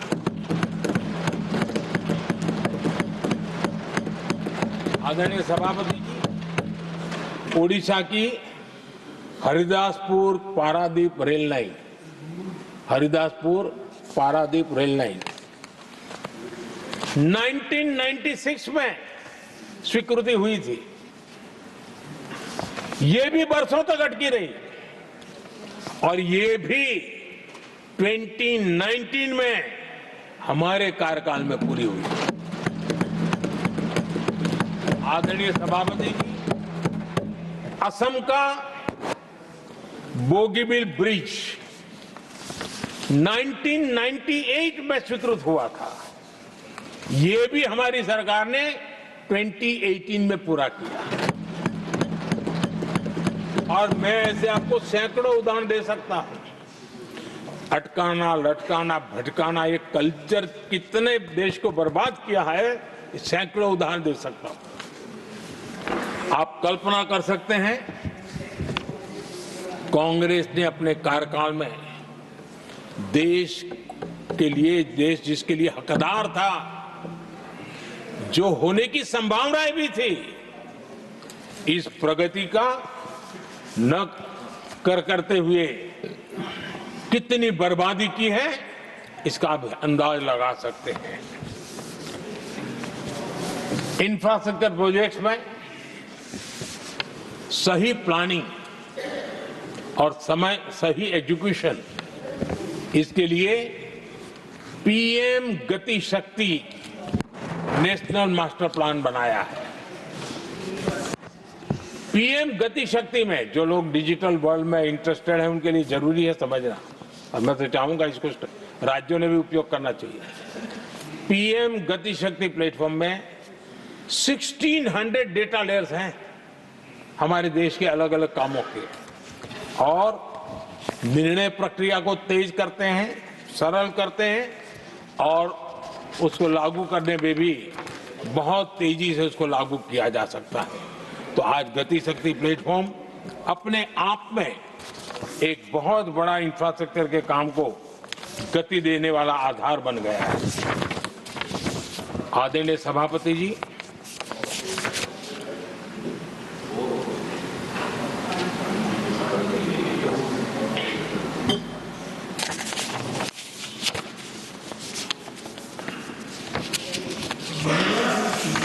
आज के नौजवानों को ये जानना बहुत जरूरी है कि उनके माँ बाप को मुसीबतों से जिंदगी क्यों गुजारनी पड़ी, देश की ऐसी हालत क्यों हुई, उनको जानना बहुत जरूरी है। अगर बीते दशक में डिजिटल इंडिया के लिए हम प्रोएक्टिव न होते, हम कदम न उठाते, तो आज जैसी सुविधाएं लेने में हमें कई साल इंतजार करना पड़ता। ये हमारे प्रोएक्टिव डिसीजन और प्रोएक्टिव एक्शन का परिणाम है कि आज हम समय के साथ या कहीं कहीं समय से आगे चल रहे हैं। आज देश में 5G टेक्नोलॉजी दुनिया में सबसे तेज गति से व्याप्त हमारे देश में बना है। आदरणीय सभापति जी, मैं अतीत के अनुभवों से कह रहा हूं, कंप्यूटर हो, मोबाइल फोन हो, एटीएम हो, ऐसी कई टेक्नोलॉजी दुनिया के कई देशों में हमारे से बहुत पहले पहुंच चुकी थी, लेकिन भारत में आते आते दशकों बीत गए, तब जाकर के पहुंचा। अगर मैं हेल्थ की बात करूं, बीमारी की बात करूं, टीकाकरण की बात करूं, जैसे चेचक, बीसीजी का टीका, जब हम गुलाम थे तब दुनिया में वो टीकाकरण हो रहा था, कुछ देशों में हो चुका था, लेकिन भारत में ये दशकों बाद आया। पोलियो की वैक्सीन हमने दशकों तक इंतजार करना पड़ा, दुनिया आगे बढ़ चुकी थी, हम पीछे रह गए थे। कारण यह था, कांग्रेस ने देश की व्यवस्था को ऐसे जकड़ करके रखा था, उनको लगता था सारा ज्ञान सरकार में जो बैठे हैं उन्हीं को है, वही सब कर लेंगे, और उसी का एक परिणाम था लाइसेंस परमिट राज। मैं देश के नौजवानों को कहूंगा, लाइसेंस परमिट राज का कितना जुल्म था, देश विकास नहीं कर सकता था, और लाइसेंस परमिट राज यही कांग्रेस की पहचान बन गई थी। आदरणीय सभापति जी, कंप्यूटर का जब शुरुआती दौर था तो कंप्यूटर को इंपोर्ट करना चाहता है तो उसके लिए लाइसेंस लेना होता था कंप्यूटर लाने के लिए, और कंप्यूटर लाने के लाइसेंस पाने में भी सालों लग जाते थे। आदरणीय सभापति जी, वो दिन थे मकान बनाने के लिए सीमेंट चाहिए तो सीमेंट के लिए भी परमिशन लेना पड़ता था मकान बनाने के। इतना ही नहीं सभापति जी, शादी ब्याह में अगर चीनी की जरूरत हो, चीनी चाय पिलानी हो तो भी लाइसेंस लेना पड़ता था। मेरे देश के नौजवानों को पता होना, और मैं आजाद भारत की बात कर रहा हूं, मैं अंग्रेजों के कालखंड की बात नहीं कर रहा हूं, कांग्रेस के कालखंड की बात कर रहा हूं। और कांग्रेस के एक पूर्व वित्त मंत्री जो अपने आप को बहुत ज्ञानी मानते हैं, उन्होंने माना था कि लाइसेंस परमिट के बिना कोई काम होते नहीं है, सारे काम लाइसेंस परमिट के रास्ते से ही गुजरते हैं। और उन्होंने ये भी कहा था कि लाइसेंस परमिट बिना रिश्वत को नहीं होता है। मैं कांग्रेस के वित्त मंत्री ने जो कहा वो कह रहा हूं, बिना रिश्वत को नहीं होता है। अब कोई बहुत आसानी से समझ सकता है, उस जमाने में रिश्वत मतलब हाथ की सफाई कौन करता था भाई, ये कौन पंजा था, वो पैसा कहां जाता था, देश का नौजवान भली भांति समझ सकता है। यही इस सदन में कांग्रेस के एक माननीय सदस्य हैं, मौजूद है, जिनके पिताजी के पास खुद के पैसे थे, किसी से लेना नहीं था, और कार खरीदना चाहते थे। यहां मौजूद एक एमपी है कांग्रेस के, उनके पिताजी खुद के पैसे से कार खरीदना चाहते थे। 15 साल तक उनको कार के लिए इंतजार करना पड़ा था कांग्रेस के राज में।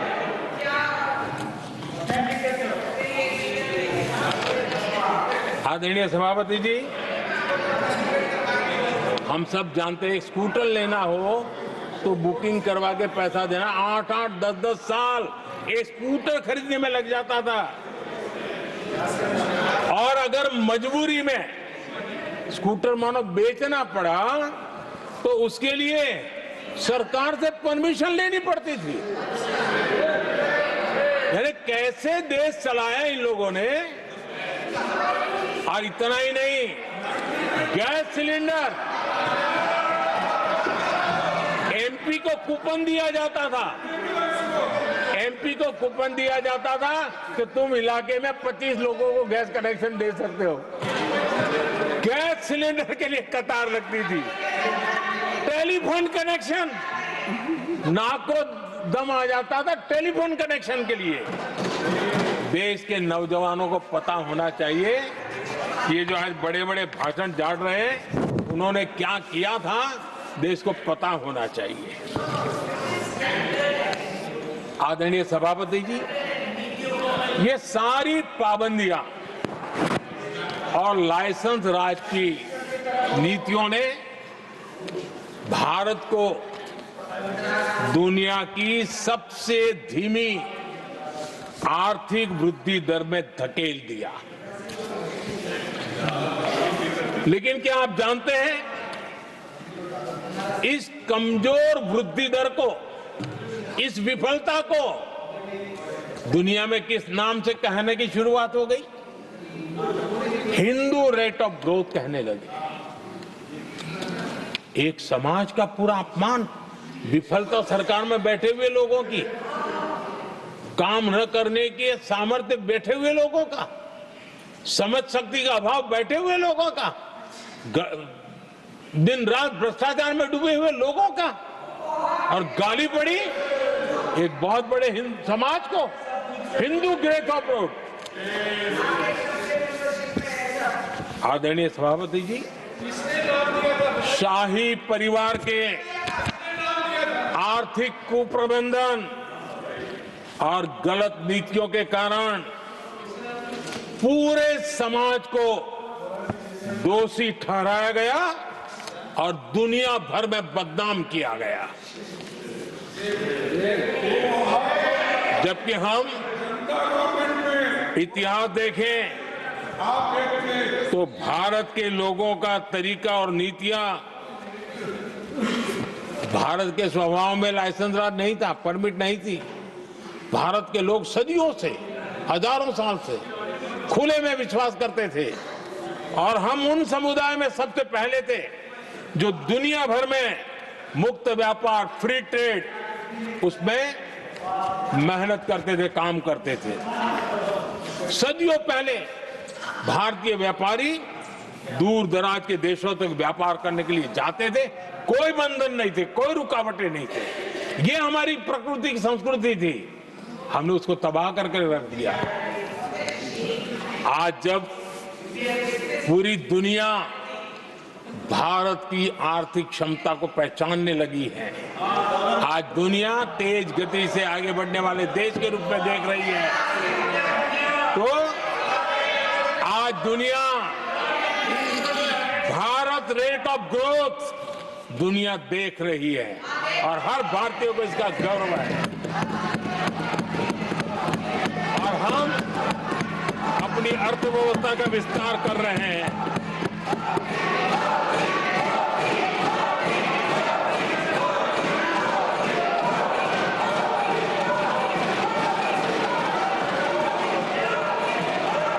आदरणीय सभापति जी, आदरणीय सभापति जी, कांग्रेस के पंजे से मुक्त होकर आप देश चैन की सांस ले रहा है और ऊंची उड़ान भी भर रहा है।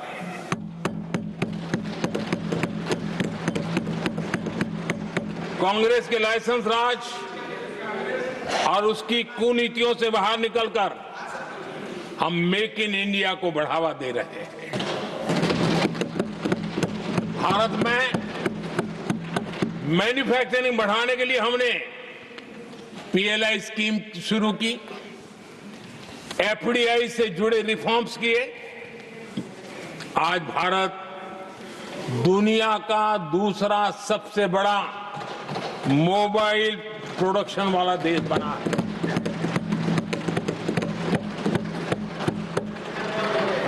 पहले हम ज्यादातर फोन बाहर से इंपोर्ट कर रहे थे, अब हमारी पहचान एक मोबाइल एक्सपोर्टर के रूप में बनी है।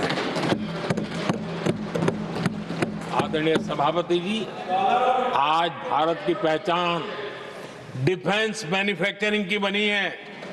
10 साल में हमारा डिफेंस प्रोडक्ट्स 10 गुना एक्सपोर्ट बढ़ा है, 10 साल में 10 गुना बढ़ा है। आदरणीय सभापति जी, भारत में सोलर मॉड्यूल मैन्युफैक्चरिंग भी 10 गुना बढ़ गए हैं। आज हमारा देश दुनिया का दूसरा सबसे बड़ा स्टील प्रोड्यूसर देश है। 10 सालों में हमारा मशीनरी और इलेक्ट्रॉनिक एक्सपोर्ट तेजी से आगे बढ़ा है। बीते 10 सालों में भारत का टॉयज एक्सपोर्ट 3 गुना से ज्यादा बढ़ गया है। इन्हीं 10 सालों में एग्रो केमिकल एक्सपोर्ट भी बढ़ा है। कोरोना के कालखंड में हमने 150 से ज्यादा देशों को वैक्सीन और दवाइयां सप्लाई की। मेड इन इंडिया, हमारे आयुष और हर्बल प्रोडक्ट का एक्सपोर्ट भी बहुत तेज गति से बढ़ा है और बढ़ रहा है। आदरणीय सभापति जी, खादी जो कांग्रेस ने की तो सबसे बड़ा एक काम करते ना खादी के लिए, तो भी मुझे लगता है हाँ ये आजादी के आंदोलन के लोगों से कुछ प्रेरणा आगे बढ़ा रहे हैं, वो भी नहीं किया। खादी और विलेज इंडस्ट्री का टर्नओवर पहली बार 1.5 लाख करोड़ से ज्यादा हुआ। 10 साल में इसका प्रोडक्शन भी 4 गुना हुआ है।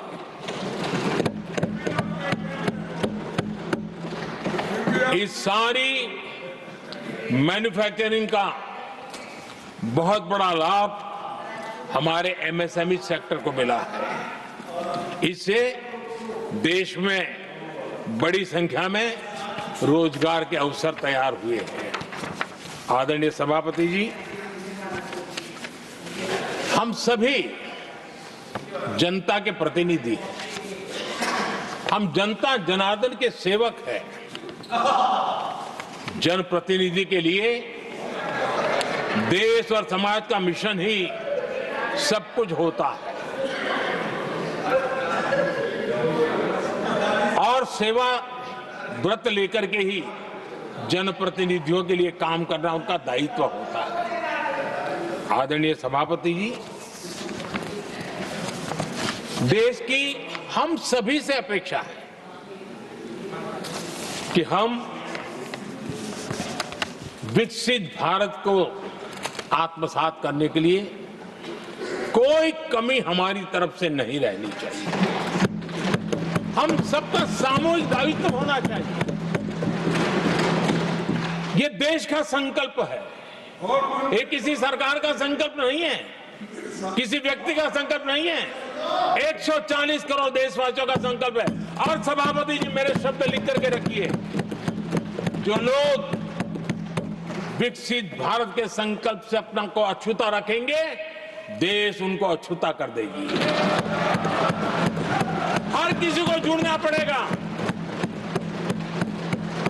अब बच करके नहीं रह सकते, क्योंकि भारत का मिडिल क्लास, भारत का नौजवान पूरी ताकत के साथ देश को आगे बढ़ाने में जुट चुका है। और इसलिए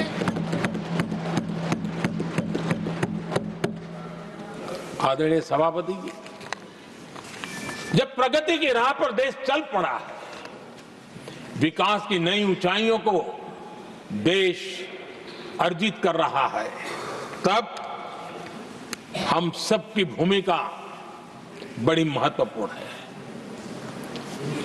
सरकारों में विरोध होना लोकतंत्र का स्वभाव है, नीतियों का विरोध होना लोकतंत्र का जिम्मेवारी भी है, लेकिन घोर विरोधवाद, घोर निराशावाद और अपनी लकीर लंबी नहीं करनी, दूसरी लकीर को छोटा करने की कोशिश है विकसित भारत में रुकावट बन सकती है। हमें उसे मुक्त होना होगा और हमें आत्ममंथन भी करना होगा, निरंतर मंथन करना होगा। मुझे भरोसा है कि सदन में जो चर्चा हुई है उसमें से जो उत्तम चीजें हैं उसको लेकर के हम आगे बढ़ेंगे और हमारा मंथन जारी रहेगा। हमें निरंतर ऊर्जा राष्ट्रपति जी के उद्बोधन से मिलती रहेगी। एक बार फिर राष्ट्रपति जी का मैं हृदय से आभार व्यक्त करता हूं और सभी माननीय सांसदों का भी आभार व्यक्त करता हूं। बहुत बहुत धन्यवाद। I shall now put the amendments which have been moved to vote. Amendment numbers 1 to 4 by Sushri Sushmita Dev. Are you withdrawing the amendments, or I should put to way? No, not in that, sir. Not after that. No. Sushmita Dev. असत्य बातें बोली गई हैं। Sushmita, nothing will go on record, sir. Not after that, no, sir. No, not present. आप असत्य बातें बोलते हैं, भाग नहीं सकते। सुनिए, Amendment number 5 to 8 by Shri A. Rahim. Are you withdrawing or moving the amendments? Sir, I move the amendment, sir. You are moving the amendments. और आप बोलते ही रहे। I shall now put the amendments to vote. Those in favor will please say aye. Those against will please say no. I think the noes have it, the noes have it, the noes have it. Amendment numbers 5 to 8 are negative. Amendment numbers 9 to 11 समझता हूँ उनके by Shri Manoj Kumar Jha. Are you withdrawing the amendments or moving? Sir, after Prime Minister's speech, I will still move the amendment. I shall now put the amendments to vote. Those in favor will please say aye. Those against will please say. I think noes have it, noes have it, noes have it. Amendment numbers 9 to 11 are negative. Amendment number 12 to 17 by Sri Ramjilal Suman. Are you moving or withdrawing? Sir, I am moving. Moving? Yes. Sure about it? I shall now put the amendments to vote. Those in favor will please say aye. Those against will please say no. I think the noes have it, the noes have it, the noes have it. Amendment numbers 12 to 17 are negative.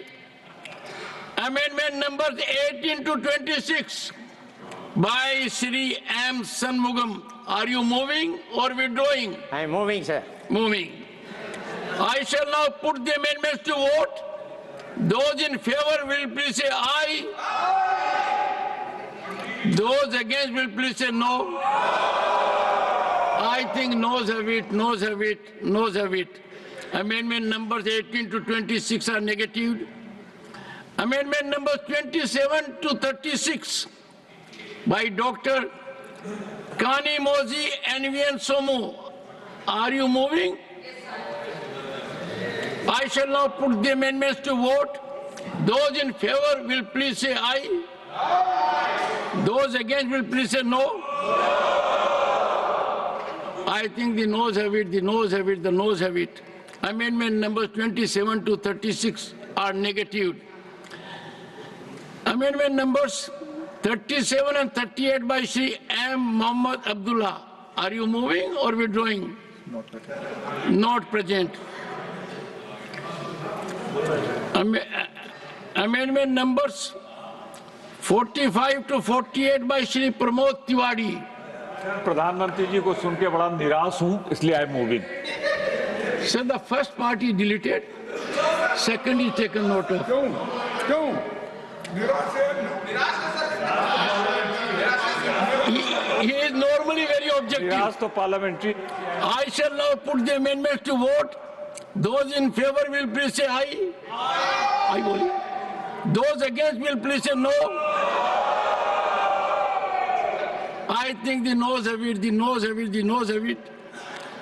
Amendment numbers 45 to 48 are negative.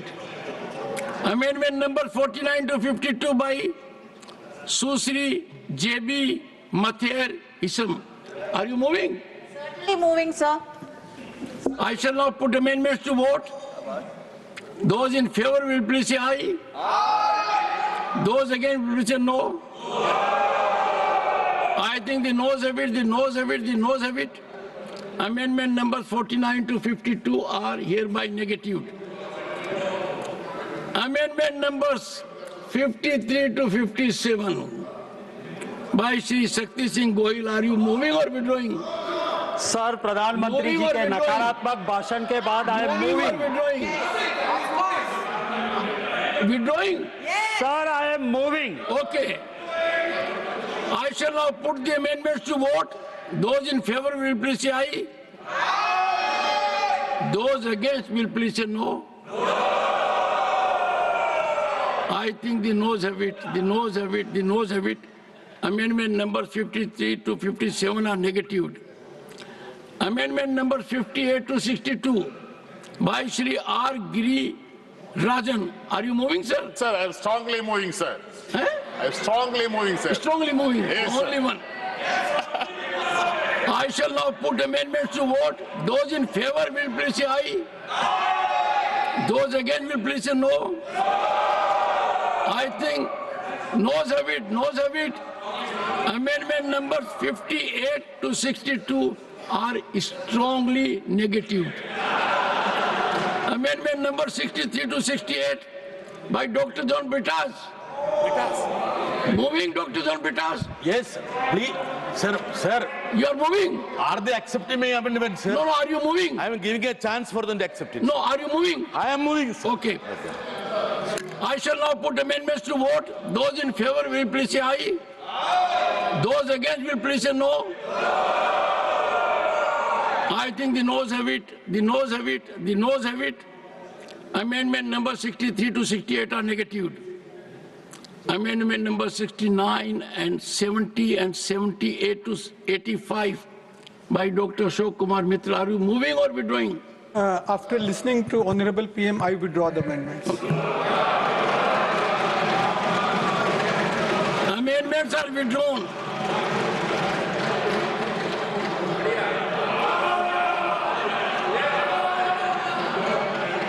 Amendment numbers 86 to 88 by Dr. Fozia Khan. Dr. Fozia Khan, moving or withdrawing? Yes, sir. Yes, Moving. sir, I'm moving the amendment. I shall now put the amendments to vote. Those in favor will please say aye. Those against will please say no. I think the noes have it. The noes have it. The noes have it. Amendment numbers 86 to 88 are negative. I shall now put the motion to vote. The motion is that an address be presented to the President in the following terms. That the members of the Rajya Sabha, no, there must be some technical error, otherwise it would have been there. Except at the beginning. On the first day, on February 1st, it was accepted. No. I have moved it. What is your amendment number? That technically I cannot remember right now because sorry, no. Why should I lie? No. I can't put an amendment to vote that doesn't have a number. No, why should I lie? Why should I lie? It's on record, sir. No, why should I lie? Why should I lie? No. It was moved. It was accepted.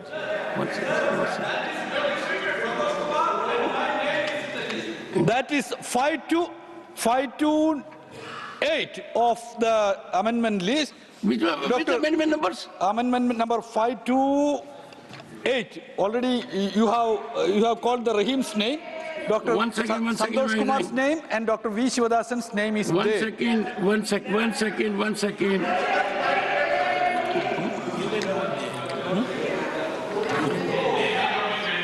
That is in the name of Sri A. Rahim. Amendment numbers 5 to 8 were in the name of Shri A. Rahim. No, that They were no. put to vote a negative. I am moving ahead. I have taken note of it. Sir, I have submitted it separately and I belong to a different political party also. I submitted it separately through my... Sir, you are not aware of the amendment numbers. Sir, I can't invite... that I agree. 1 second. Sir. One second. No, that I agree. I do agree. But that should not be the case, no. I may not be in a position to remember the exact numbers. All right. So what is wrong in it? Honorable members, I take note of amendment numbers 5 to 8. You are moving. Allow me to move it. Moving. I shall now put amendment numbers 5 to 8. Yes, Only for sake of clarity to vote. Those in favor will please say aye. Those against will please say no. Amendment numbers 5 to 8 are effectively negated for a second time. I shall now put motion to vote. The question is that the address be presented to the President in the following terms. that the members of the Rajya Sabha assembled in this session are deeply grateful to the President for the address which she has been pleased to deliver to both Houses of Parliament assembled together on January 31, 2025. Those in favor will please say aye. Those against will please say no. I think the ayes have it, the ayes have it, the ayes have it. The motion is adopted.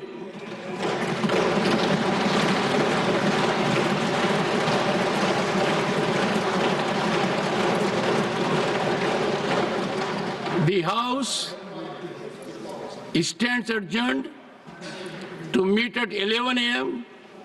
on Friday, the 7th February 2025.